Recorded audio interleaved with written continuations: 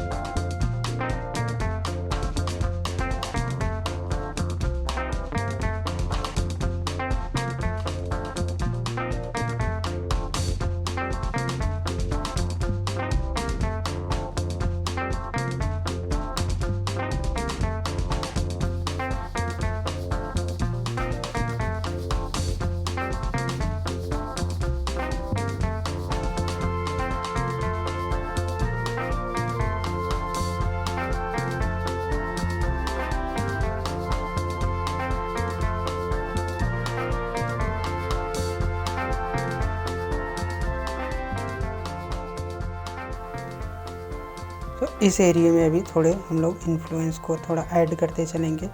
सो इस तरीके से हम लोग, ये हमारा जो है नी का एक पूरा प्रॉपर पोजीशन जो है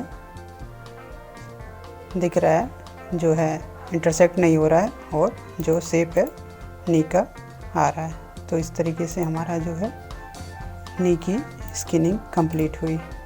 नेक्स्ट वीडियो में हम लोग नी से लेके थाई तक की स्किनिंग कंप्लीट करेंगे।